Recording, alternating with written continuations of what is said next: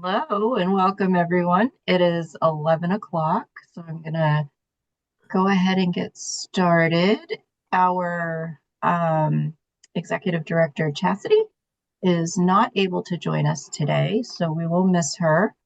I think that we'll start with introductions. My name is Deb Poulin. I am the Director of Clinical Services with the Office of Behavioral Health and serving as the chair of this committee. Grayson? Hi, my name is Grayson Havens. I'm with the Attorney General's office. Thank you. Pat? My name is Pat Kimball, and I'm the current chair of the Maine Recovery Council. Thank you. And Brendan? Brendan O'Neill with the Attorney General's office. And Paul? Paul Vinsel, retired physician in emergency medicine and addiction medicine, and physician member of the council. Whoa, I don't know Paul. whether to clap or cry, so I'll do a little bit of both. Daryl? Hi, good morning. My name is Daryl Stewart, and I'm the acting state budget officer.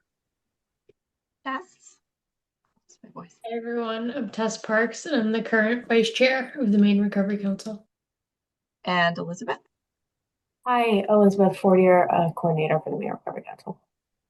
Thank you, and welcome to any members of the community that have joined us and are listening in. I will just pull up the agenda here so I can keep myself organized. We will start by going over our budget and funding updates. We did actually receive our reconciliation reports for October and November, so we'll go over both of those as opposed to just November.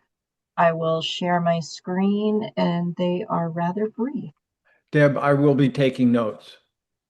Thank you, Paul, as always. And for those that don't know, I'm festive. I have on my ugly holiday sweater that I've covered up a little bit with my jacket because I'm still a little conservative there, but I'm trying to be festive and funny. So I did that for all of you. Let me share my screen here.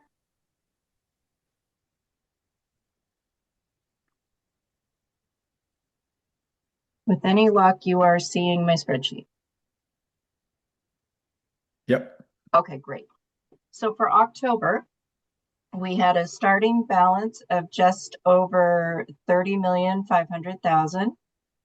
We had revenues of $113,784.46. And as we've established in prior meetings, that is the interest being earned on our account. We had $47,211 in expenses, with the ending ledger balance equaling what I started out. In terms of the expense and revenue detail, we had one contract payment go out, and that was to the Recovery Wellness Initiative. I apologize, I got tongue-tied. This also shows the revenue. So for total revenue, I just shared with you just over, well, actually more like just under 114,000. Contract total being that 40,466,000. I think I need a nap. We had 6,500, just over 6,500 go out to staff expenses, and then stay cap at $181.28. And then if we go to November, it is similarly brief with just over 30,500,000. Revenues were $111,488.70, so very similar in terms of our revenues. We actually we had just barely under $4,000 in expenses, so a very quiet month for November. We did not pay out anything to the contracts in November. The only expenses that we had were staff expenses and stay cap. Any questions? Well, there was one contract that went out in October. October, and that was for the Recovery Wellness Initiative. Okay. Yep. Deb, I asked Brendan if he goes over numbers, if he could slow down a little for me. So I'm going to ask you the same thing. Yes, I tend to talk fast and move fast. So anyone can ask me to slow down anytime, and please do because I lose track of myself. Pat? So when we look at the ending ledger balance, Mhm, the roughly 30 million, mhm.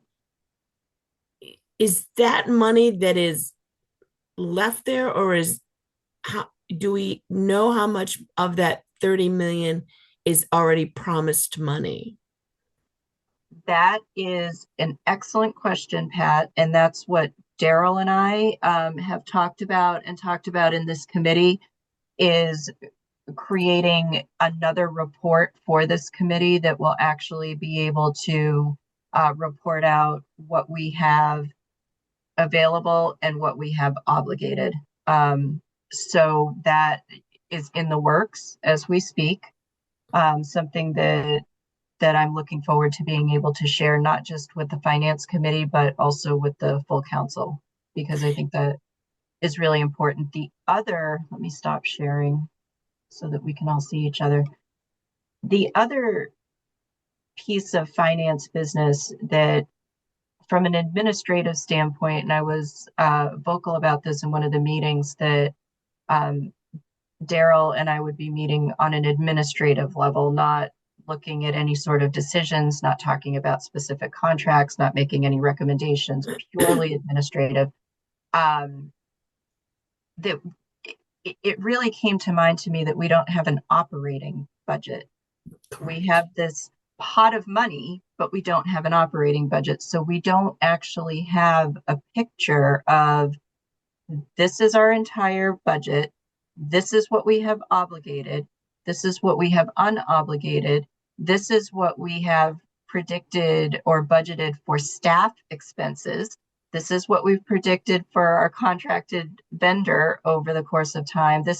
And so as we continue to grow and develop and refine our processes, I do think, and this is certainly open for discussion, I feel very strongly that the Recovery Council as a council needs to have that not just broad picture, but also operating budget that I just have not seen. That would be the best ever. And again, only because, again, if I'm the general public and I'm looking at that $30 million, is the council sitting on $30 million? And that's the thing is, and we don't want to overspend, but we don't want to underspend, but we also have to be able to cover our cost. And we have never had really an operating budget for the council. That is, for me, an excellent direction to go in. I would be like thrilled with that. I also think that it will make a lot more sense in terms of these report outs. What does it mean? So right now I'm giving you some factual, concrete, high level information, but what does that actually mean and translate to? Sheriff Brackett? Hey, good morning, everybody. Sorry I was late. Um, don't we, are you gonna reinvent, are you thinking about reinventing the wheel, Deb, or were you thinking about, somewhere, we have the budget that the council looked at, that Ben had put together, it spread it out over, and it was a work in progress. It wasn't in the level of detail, I don't think, that you're describing, which would be really cool. But that was a pretty good, I thought that was a pretty good starting point. It gave us at least a picture of where we were.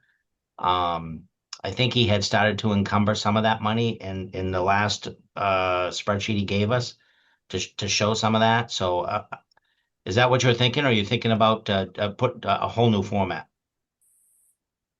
Yes and no. How's that for an answer?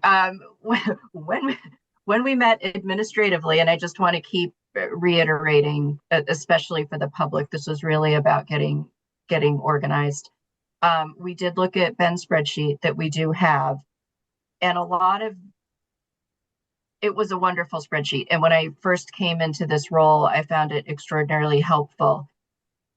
And it also includes Ben math. Ben predictions and some of Ben's machinations, which were brilliant. Ben is and was brilliant. But we're missing some of that information. So foundationally, yes, we are using his thought process as a guide.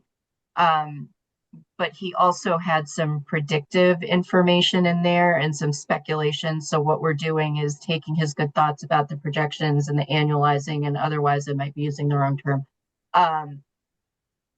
and working through that, but also with more granular information about, well, what do we predict for staff?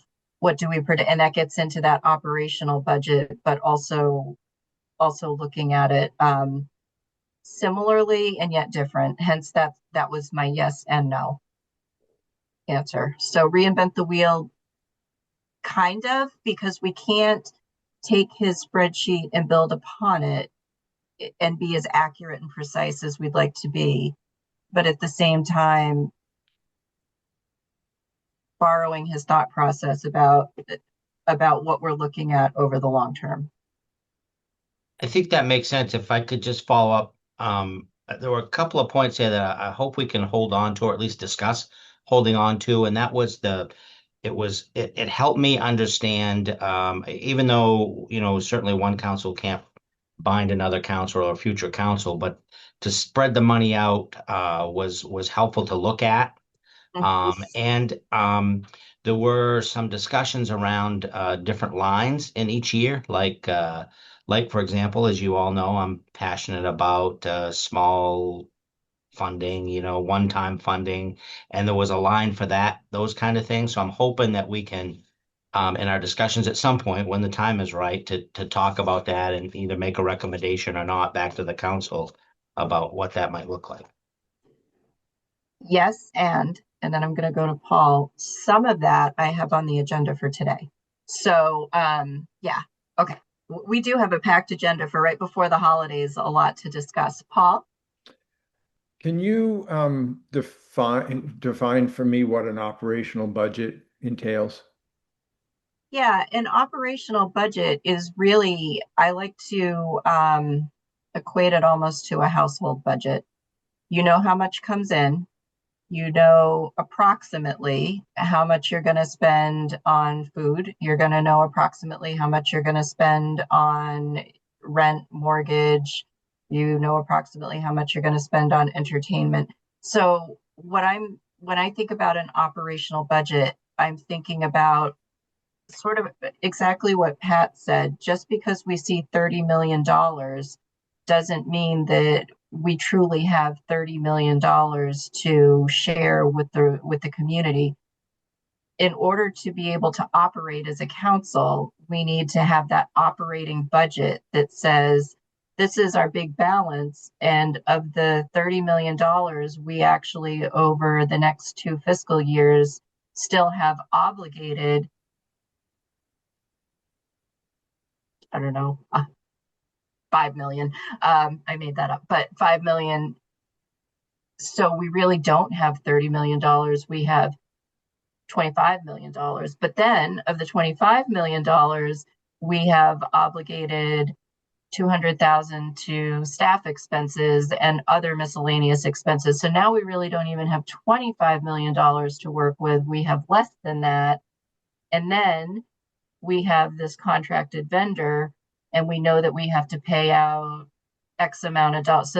So we keep reducing the actual amount that we have to use to be able to award out to our grantees or to our one-time. So it's really about supporting any financial decision that we're making with our operating budget.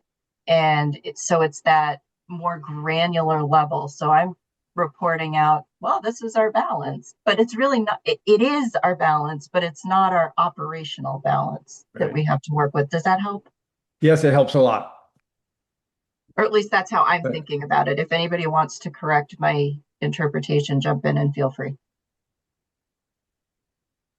Okay. Because I like to remind everybody that I do layperson finances, and so I am very, very, very welcoming of any corrections. So in terms of implementation topics, without Chastity here to do contract updates, I'm going to go to part B of the contract updates. And Elizabeth, feel free to jump in. Anyone, feel free to jump in.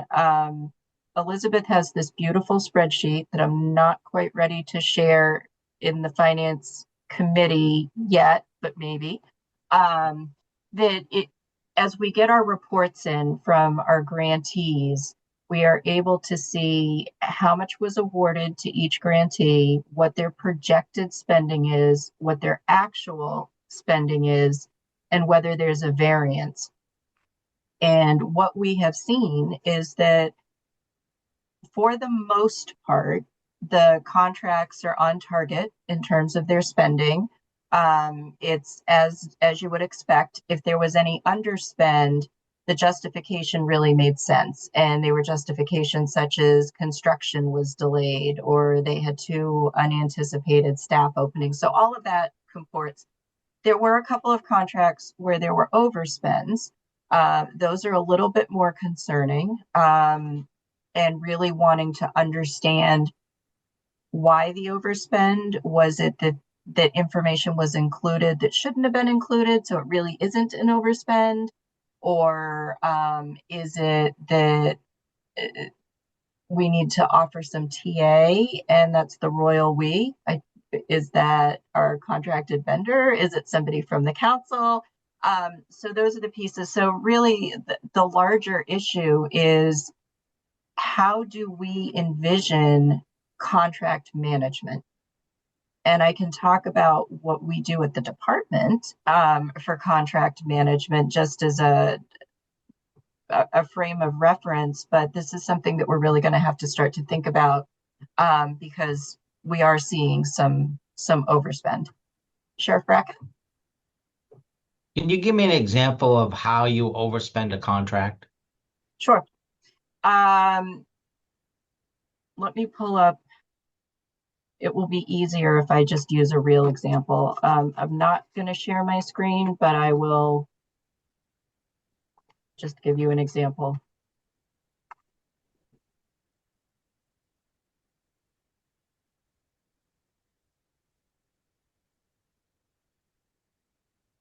Alrighty.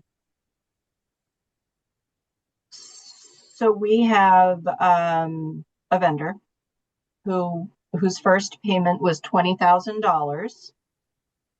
The expected or anticipated spend for this portion of the contract period was $10,000.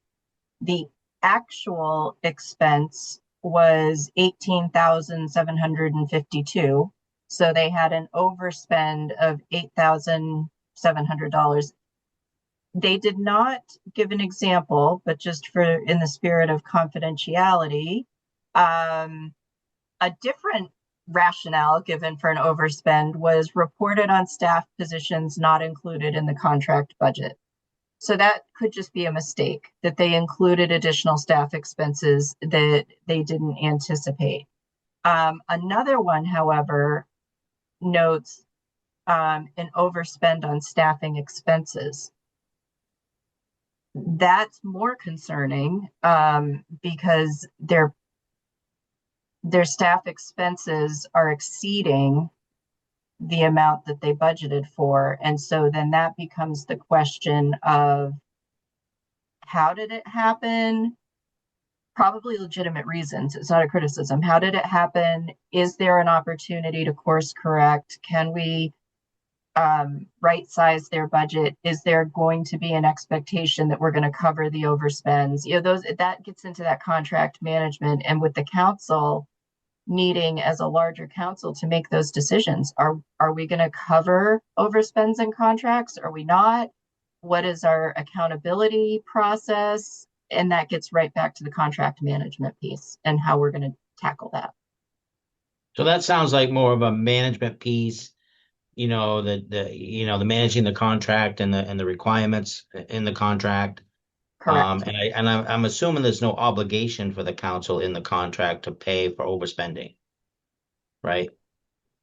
None in the contract, and it would not be surprising if individual awardees came back to the council and said, we didn't anticipate this, we've overspent, we can't cover the cost, so we're asking you for more funding. And so, and again, that's a neutral statement. It's not right, it's not wrong, it just is. And so the issue that I'm raising is that the council really needs to start talking about contract management, from the financial, and there are other aspects of contract management, but for the finance committee, as we start to look at this, how are we going to manage contracts?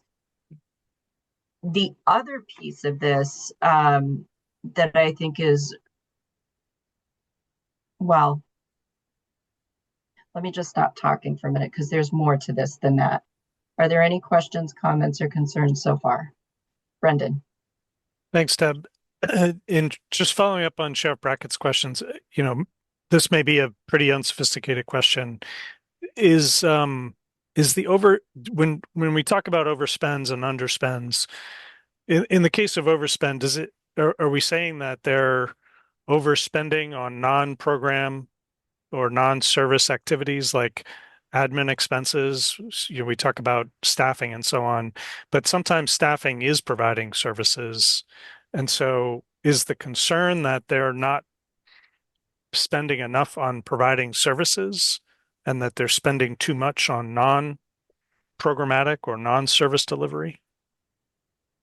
With the information provided thus far, I can't answer that question. I think it could be any of the above or none of the above.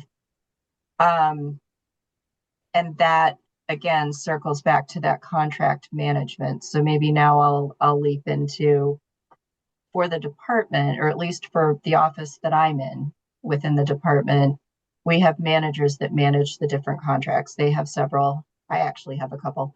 And we monitor the invoices coming in. We monitor the spend rate. If they're spending too quickly and there's concern that they're not going to be able to actually have sustained funding throughout their contract period, we're on the phone with them, we're meeting with them, we're talking to them. Is this something that you had to front load, but it's going to even out by the next fiscal year and it's not going to be an issue? There is a lot of TA that goes into managing the finances with our contracts and a lot of direct interaction with our vendors. We haven't really contemplated that since I've been here, other than talking a little bit about how much TA the vendor was going to provide our awardees. There is one contract in particular that I have significant concern about, based on the rationale that they provided, which gets into another aspect of this. How much are we going to want to talk about individual awardees and their strengths and challenges with their budgets? At the department, this is all handled through TA. Those are not public conversations. Those are private conversations about the operations, management, and otherwise of a provider contract. The council is set up differently. I think we need to talk about that as well. Pat. And you mean talk about in these kinds of meetings? How much do we, because I'm here saying, well, we had one awardee, but I'm not saying who the awardee is. Do I want to say awardee number 6? Actually, I have dire concern about their budget management right now. I'm not sure if we want to do that, or do we have to do that? Pat? So I think these are the questions that we have in regards to the company that we have now in contract negotiations with. I don't think that you want to have very public conversations about the private finances of particular agencies, but there will be times when it will be brought to the public. But I think that's what you are hiring, at least my expectations of, if organization A, we have concerns over what is going on here, the management company should be going to them and saying, exactly what's happening here, how is this working, then that we won't be talking to 33 agencies. It will be the contractor. They will come back with a full report to us. And there will be cases of where they will highlight an agency and that will become public.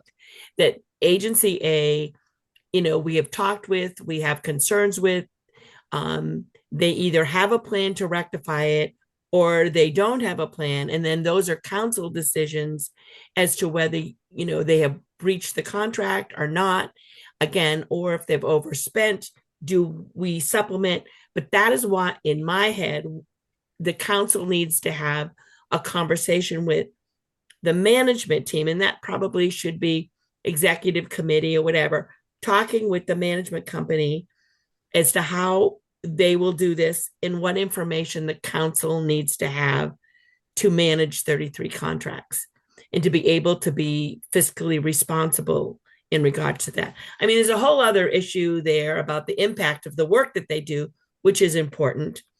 How many people are they seeing? What's the impact? But there's also a piece financially that we want our money invested well and managed well. And so that's where I see that company. But Deb, these are conversations that are absolutely necessary. As someone who used to have state contracts, I had a contract officer. When I was under budget or over budget, I got those phone calls, which was great. It was fine. And people should expect that. It is what it is. And again, sometimes it's timing. Sometimes that first quarter, I underspent because I hadn't got the increase in health insurance. I didn't have fuel bills. I didn't have those. And those will come in the second time. So those are conversations that hopefully that management company with the 33 some odd contracts that we have will be managing and giving the council their views of what they see, an executive summary as to how we're doing.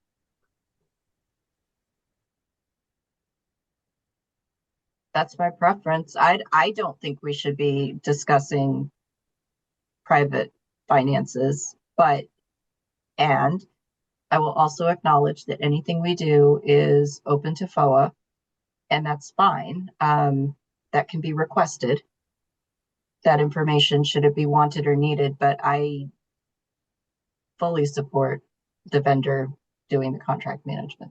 Yeah, and I think that the people that we contract with have a right to explain what's going on before that becomes public, so that we understand. Oh yeah, I think so too. And that's only in fairness. I'm not keeping information from the public, but at the same time, why is this report doing it? Where's it going? And again, we will certainly report the information as required, but we need to know the answers as to what happened. Yeah, and I just want to emphasize over and over again, the under and overspend, it's neutral. It's not good or bad. It's a very neutral place to be. So I don't want anyone to assume otherwise. But it does have to be discussed. Other thoughts or comments about this? Opinions? Okay. With that being said, when the vendor is contracted and on board, there is a particular contract that is of the most significant concern that needs to be addressed. And maybe Chastity wants to reach out in advance of, but anyway, okay.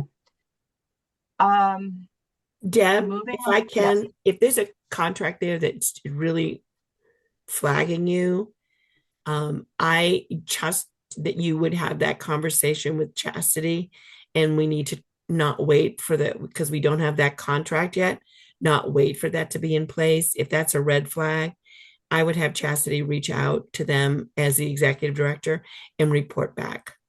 Okay, I'll do that.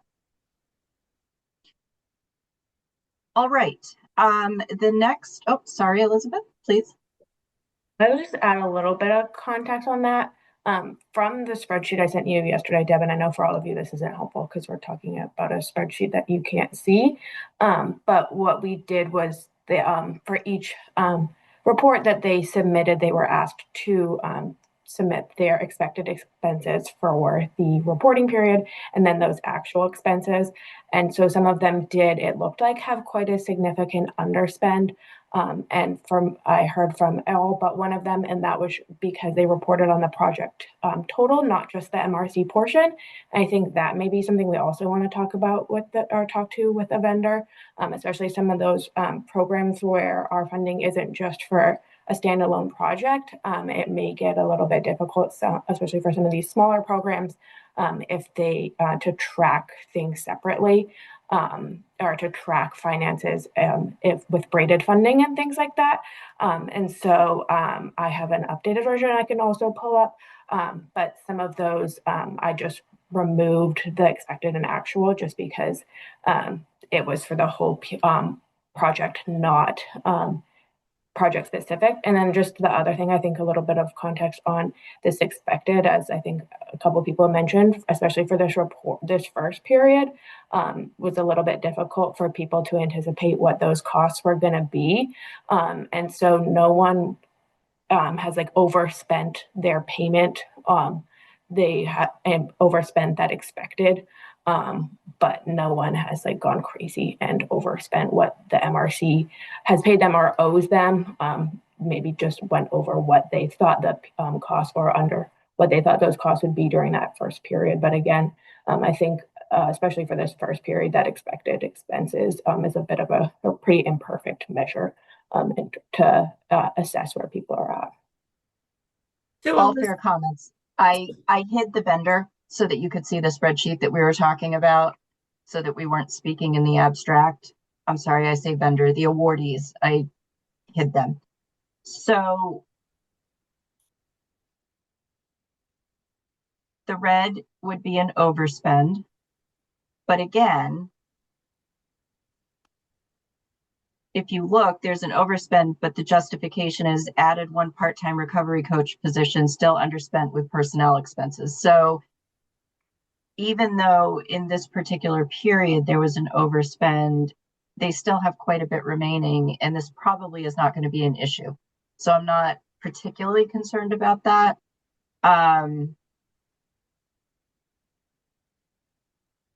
When I see that nearly every line item is significantly over budget, that would be, if I were managing the contract, that would be a call that I would make, just to say, hey, you know, what's happening? Maybe everything is fine, maybe it's not.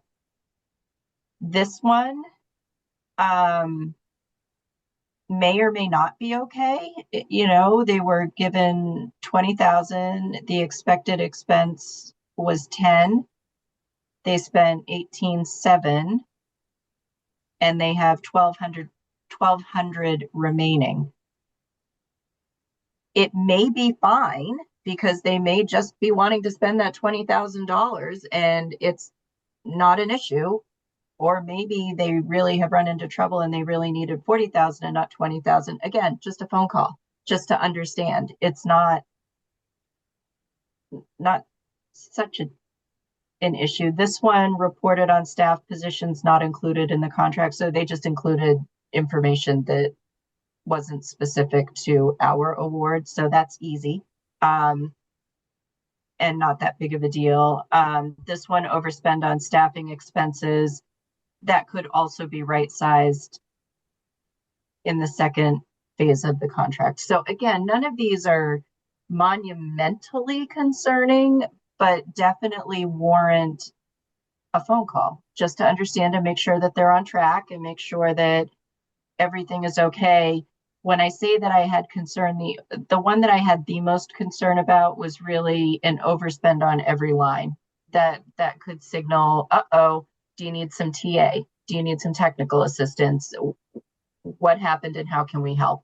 So I see two people have their hands up. I think, Pat, you were first, followed by Brenda. It's a quick question. There's a couple in the yellow, I think it's yellow, you haven't received reports on. Are they past a deadline or they just weren't due yet? I will defer to Elizabeth on that. Those are past, but we are working with them. I think both of those agencies may have had some staffing changes, so things got a little bit caught up in that, but have been in communication with them and are hoping to get those very soon. Okay, because again, a couple of them were significant amounts. All right. Thank you, Elizabeth. Brendan? Yeah, but you talked about certain of the concerning in certain circumstances when reporting indicates a significant concern, the folks in your department would pick up the phone. Sounds like technical assistance is one of the options. We're hopeful that um, the council's vendor might be able to help out with that technical assistance in the council's case. Um, but if there are significant concerns in a contract being managed by DHHS, what can you talk about like what some of the other options are for actions that the contract management staff can take for both for the sake of the council having an understanding of what some of the options are, but also what the council's grantees might might anticipate. Yeah, it varies and it runs the gamut from a quick phone call with some pretty straightforward information, and it's more of an informative, let's all stay on the same page, to we're really in trouble. We did not anticipate X, Y, and Z expenses. When we have general fund available and or grant fund available, and we have not obligated, we can sometimes offer additional information and do a contract amendment to add the amount of money necessary to cover their costs if the costs are legitimate and justifiable, and otherwise we'll do a contract amendment. We don't always have the funds to do that, though. And when we don't have the funds to do that, those become more difficult conversations to have around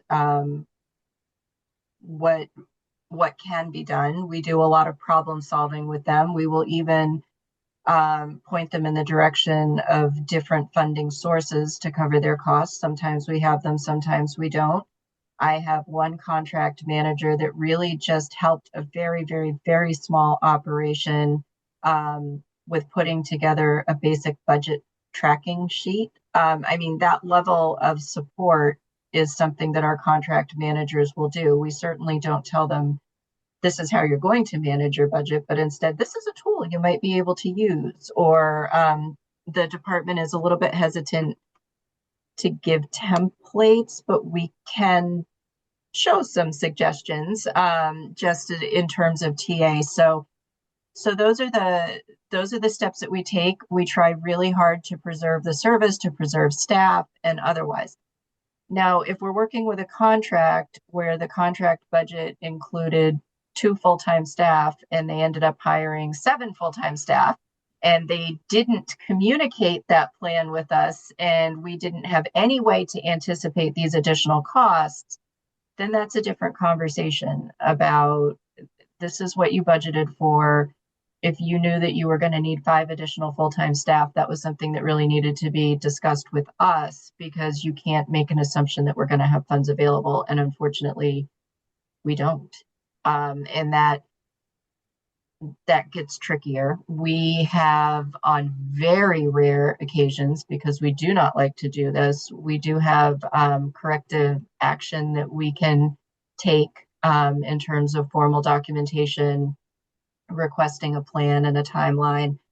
Thankfully, we don't have to do that very often. And the reason we don't have to do that very often is because of our contract management activities that really try to prevent that from ever happening. Our goal is to support them and provide information and have conversations earlier rather than later.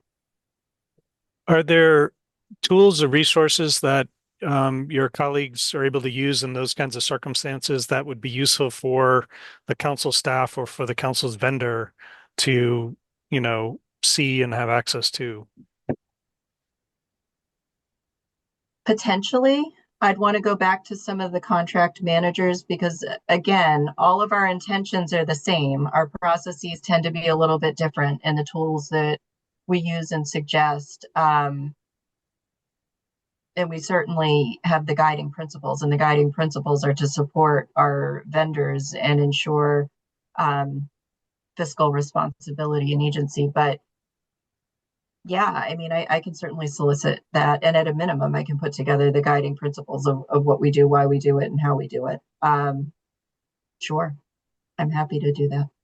And what one last point is when as folks may or may not know, I drafted the council's template contract based on the state's general contract and heavily influenced by the DHHS sort of template contract. And I created a default for reporting that referenced DHHS's reporting requirements and forms. That actually, so the language is generally, or used to be generally, the council reserves the right to, develop and require certain reporting. But to the extent it doesn't, please use this DHHS style reporting with a link to, those materials. And that was largely just to have something in place, knowing that something would be sort of developed down the road. But the point I'm trying to make is that the council and the staff have ability, because the language says, the council may require certain reporting. So to the extent that there's information that this group feels like it wants to be seeing in regular reporting from its grantees, it has the ability to, to direct what that reporting would be. And sometimes, and I just I want to acknowledge that DHHS's reporting forms, again, because I didn't have anything else to use, it may not be appropriate to all grantees, and it may be too onerous in a lot of cases. But the point I'm trying to make is this group may want to obtain certain information, and it has the ability to, put together what that information is. And hopefully Elizabeth can tell me that that's totally wrong, if it is. But that's I just want to point that out.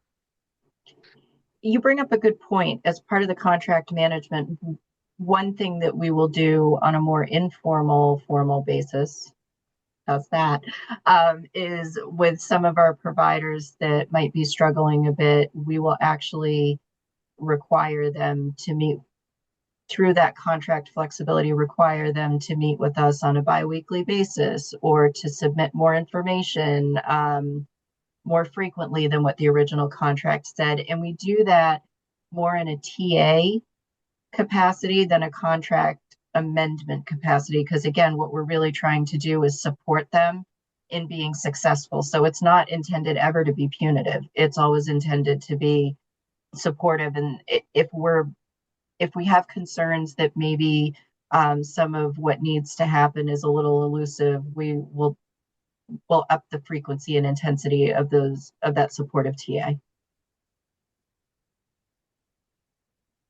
Thank you. Yeah. Thoughts, comments, questions before I go on to the next point? Okay. The next agenda item is emergency funding. And then related to that, as Sheriff Brackett brought up in the last full council meeting, is also the small amount awards, the one-time funding that we're going to have requests for and need to have a process for. I did reach out to program and grants. I reached out to the chair and I have not heard back, but I did suggest that we consider in partnership, and I'm bringing this to this committee, in partnership for emergency funding, that our role would be the process for how to get the funding out the door in an expedited way, and that program and grants would be more involved with contemplating the process for requesting the funding, the eligibility, what the requirements for eligibility are. So we get it out the door, but they need to figure out the other piece.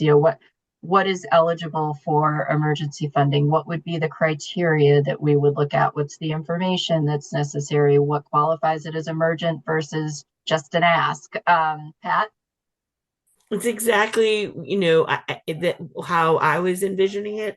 And one of the issues really is, and I sort of tear my hair out when we talk about urgent or emergency funds.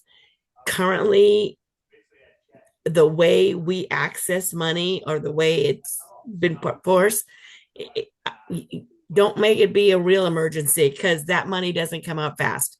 And so, as program and grants works through this, trying to figure out what constitutes emergent funds versus I have a request, and we go through that with programs and grants, I think finance really needs to really dig into how do we make this work better, because right now it's really hard.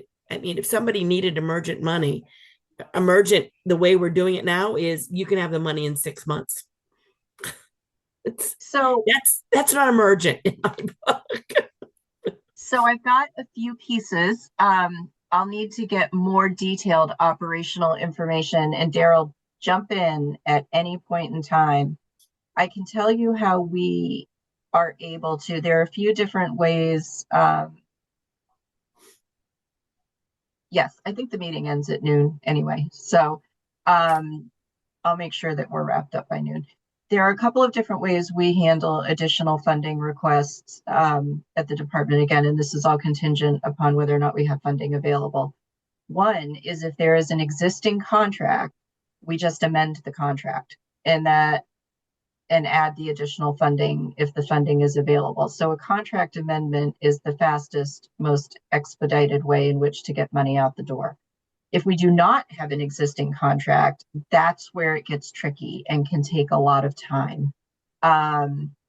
Sometimes it's a contract amendment that extends the contract. So if we have an awardee who has a contract that's due to expire and they're running out of money and they need an extension until they can figure something else out, and that's more program and grants, we could do a contract extension and we could tack on to the contract extension additional money through that amendment. That's one way. Another way that actually there are three ways. Another way, and this speaks to Todd's small amounts, there is a process by which a vendor can request a certain amount of money through an invoicing process as long as it's under $5,000, in which case we can be invoiced and the money can go out. There are some parameters around that. Usually that money is statutorily required, and so we have the authority to release that money based on a statute. We don't have those sorts of obligations here, so we could potentially think about an invoicing process and a threshold. If it's under 5,000 and it meets all of the criteria that program and grants establishes, we can get the money out that way. I would have to, again, I'm putting Brendan on the spot. I don't know how this is going to work through the OAG process and otherwise, but tossing out how we do it, and then we can contemplate how this might translate into the Maine Recovery Council. The other way in which money can quickly go out the door, I don't think this would work for MRC, but I'm just putting it out there, is for some services and contracts, we have the pre-qualified vendor list. And so when somebody is determined to be a pre-qualified vendor, they have standing contracts essentially. And those pre-qualified, it's a faster process because they've already been vetted, approved, and we understand that money is going to go out to them, but maybe not necessarily on the same in the same frequency or at the same rate or otherwise. There's some flexibility there, I guess is what I would say. So those are just some options for us to think about as we start to consider how we're going to do this as a process. And I'm not suggesting we do it that way. Those are just the ways that we, but Tess? Thanks, Deb. Appreciate you starting the conversation and for everyone who's contributed. I did attend the program and grants meeting this past week, and we reviewed the draft policy that I'd put together for off cycle.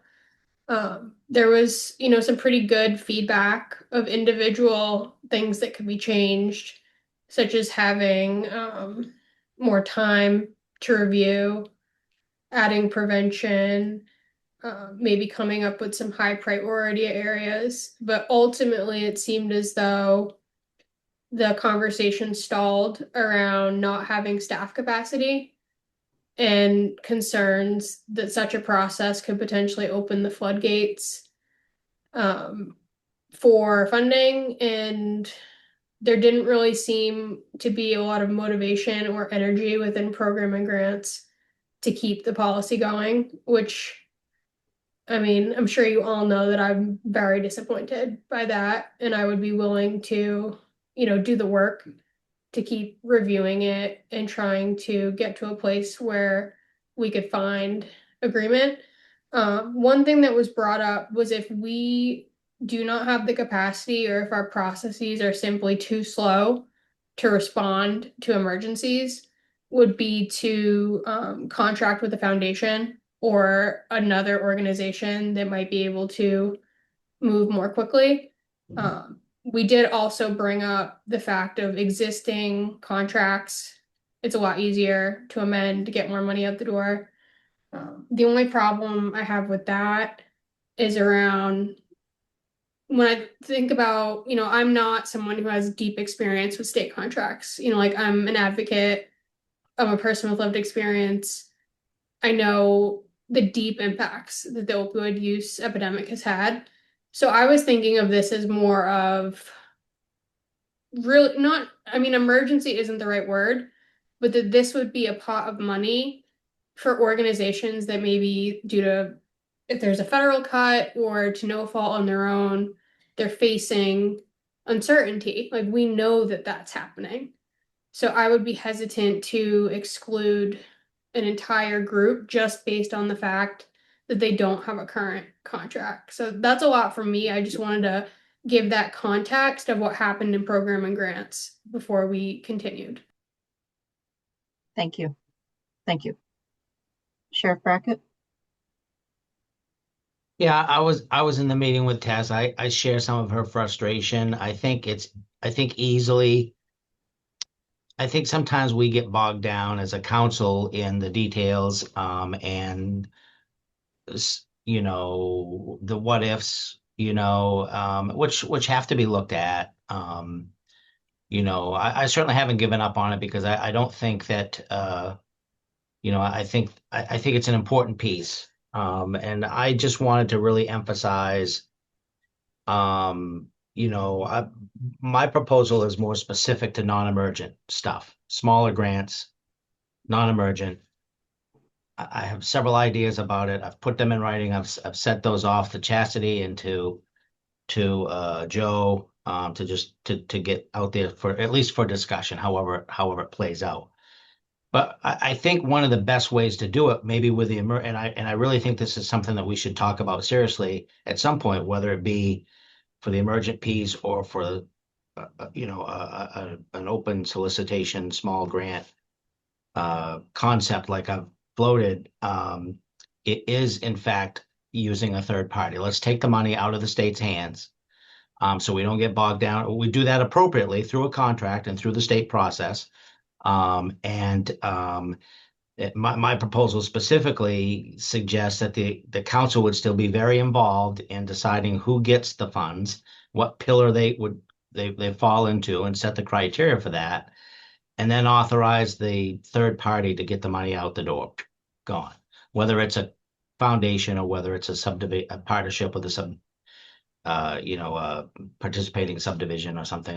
There are lots of options out there, but I hope it's something that we seriously consider in the longer term. I think especially for smaller amounts and maybe even emergent amounts, although emergent amount could be a big amount, right? I don't, I don't, that's more Tessa's bailiwick than mine. And I think there's similarities in what we're talking about, but they're a little bit different. But I just wanted to emphasize that I hope we do consider that option of looking at a third party vendor, even though that's a process in and of itself. RFPs and contracts and all that stuff, at least we could get that money out the door. I 100% agree with you, Todd. I don't. I think that if we could find a foundation or something that we could work with that would hold our money that can get that out reasonably, I think it's absolutely worth exploring. We had talked about it way back when Ben was there. Matter of fact, Ben and I actually met with Maine Community Foundation to talk about it. I think it is something we need to pursue. I think it needs to go on the larger council agenda for discussion. I think we've got some philosophical and some operational opinions. In terms of emergent versus small, I think that it can be two-tiered. And I don't think that, and we have as a council the authority to determine what that looks like. Maybe small one-time funding, I'm making this up again because this would be a larger discussion, but hypothetically, small awards could be 5,000 or less, and emergent funding is capped at no more than $10,000 per ask. I mean, we have the ability to set those parameters as a council, and we would want to do that as a council. But again, I think that that's a full council discussion, and from a fiduciary agency standpoint, even though it'll take some time to do that, that probably is the cleanest way to do it. I am recognizing that we are almost at the top of the hour, but I saw a hand. Tess, I know I saw a hand. Really quickly, I really like this discussion, and I'm not really one to add more committees or bureaucracy, but maybe this is something that if program and grants isn't particularly interested in leading, or maybe there's not enough time and finance for counselors that are interested in working on something like this. But I think there's so many philosophical differences and approaches, but I think we need to collaborate and try to move forward. So hearing from the full council, what are the things you really want to see? What are the things you don't want to see? What are your concerns? And then bringing a smaller group. Because here's the thing, it could take 6 months, but in a year from now, we could have this policy or we couldn't. In a year from now, we're going to know which organizations failed and the people in those communities that lost services. And I think the more that we push this out, there's great risk. Our decisions can be life or death for communities. That's how serious this is, even though less people are dying, and that's amazing. Like we are not at a point where we can say we've truly remediated, and that's just looking at fatality. We're not talking about intergenerational poverty, criminal justice impact, losing housing, etc. So I'm hoping that that's something that we could talk about at the full council meeting because this is really important. Thank you, Tess. Elizabeth? And I don't know if this would be helpful for this group or for the larger council, but as you all potentially move this conversation forward, if it would be helpful to have a little short presentation or just background on the administrative process, more of what some of those options would look like, just so you all can have more of a sense of what a realistic timeline would look like. I'm happy to help put something like that together, just so that as you go into these conversations, I think it could be helpful to know what quick looks like in terms of if people need to establish as a vendor, and that timeline changes if they're already a vendor. And so if that background information would be helpful, happy to present that to you all just so you know, because I think just knowing what it looks like on our end, I don't think you need to go into all the weeds of it, but just a shorter version, if that would be helpful. Thank you. And yes, Brendan, I know you have to leave. Go for it. And at the same time, as part of the same discussion, I would like to hear about any of the subdivisions that have similar grant application processes, small grants, emergency fund grants, or we talked in program and grants about certain of the private foundations that have similar kind of grant programs. So it'd be useful, as you know, in talking about the council's process, it would also be useful to hear about examples that are working with other funders. Thank you. Yes, great point. Sheriff Brackett? Yeah, and I agree with Brennan that came up at programs that would be helpful. I don't have it. I think the discussion has to go back to the full council, Deb. But I see we have a role here and I think we can help facilitate the conversation at the council level if we can bring forward some ideas. Like, for example, if we're going to establish a budget and we make a recommendation that there's X amount of money in that budget for emergent or for one-time small funding, then it's clear to the council that we're talking about putting some of those monies aside or recommending that to the council, or at least having that discussion with the council. I think too many times we just go round and around and around if we don't have something to work from as a starting point. I don't mean that in a bad way. I think that's just a natural mechanism of like 15 different people with 15 different backgrounds trying to nail this down. And so I see that's just my personal opinion. I'd like to see us do as much as we can, not to exceed any authority or step on anybody's toes, but to put out some suggestions to the council as we have those discussions, because I think it will help the process. Certainly, the council will make its decision and go whatever direction it wants to do, modify anything that we bring forward. But that's really what I see as our role. So I think that's what you're saying, right? But I just wanted to get that out there because I think those are a couple of important points for us. Yeah, and I think as we develop, and I know, I'm sorry, if anybody has to leave because it is afternoon, feel free. I don't want to take up anyone's time if they don't have it. I do think as we get to that operational budget that I was talking about, I would really need to propose back to the full council. This is an operational budget. This is what's been projected in terms of the different lines that I talked about. And as we work on this and contemplate emergency and one-time small funding, this is an amount that we would propose or otherwise, and then that can also generate discussion. So I do think that we have a role in this, which is why I think we need to just keep talking about it in the committee and advancing to the full council. All right. Any final thoughts, comments? We're over time. I want to respect everyone. Happy holidays. Warmest wishes to all of you and yours. Deb, Yeah.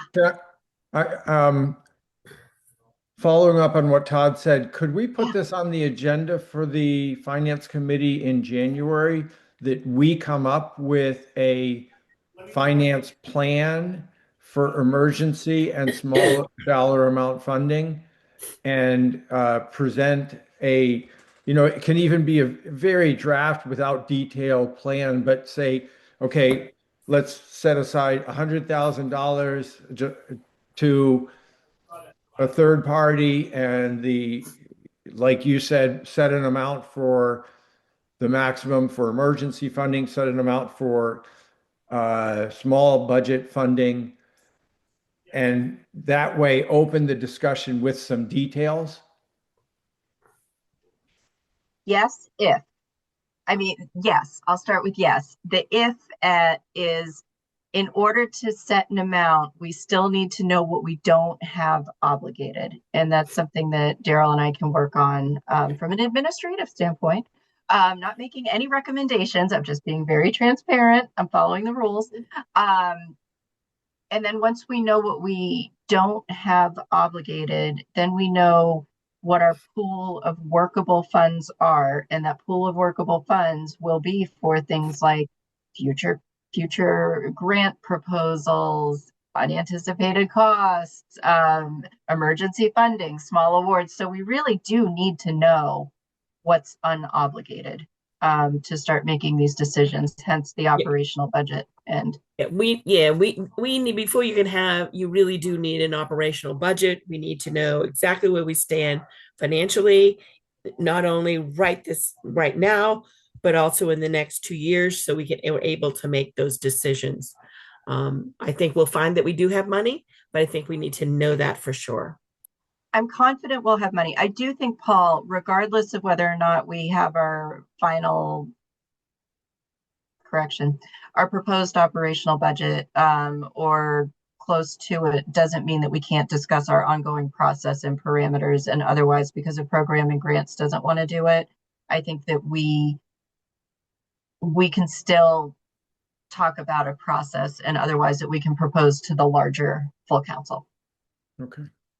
Great. All right.